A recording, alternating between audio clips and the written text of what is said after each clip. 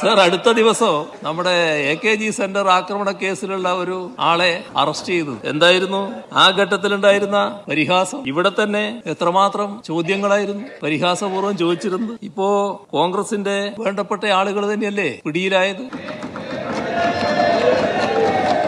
ഈ കഴിഞ്ഞ ദിവസം പിടിയിലായ ആള് ഇതിന്റെ മുഖ്യ ആസൂത്രകനായിരുന്നു എന്ന് വ്യക്തമായില്ലേ സർ? അതേസമയം തന്നെ അദ്ദേഹം മാധ്യമങ്ങൾ തന്നെ റിപ്പോർട്ട് ചെയ്യുന്നു KPCC പ്രസിഡന്റിന്റെ അടുത്ത അനുയായി ആയിരുന്നു. ഞാനൊരു ദിവസം വിമാനത്തിൽ സഞ്ചരിക്കുമ്പോ അവിടെ ആ വിമാനത്തിൽ വെച്ച് ആക്രമിക്കാൻ ശ്രമമുണ്ടായല്ലോ. ആ ദിവസം ഇതേ വ്യക്തി ആ വിമാനത്തിലുണ്ടായിരുന്നു എന്നും ഇപ്പൊ പുറത്തു വന്നില്ലേ?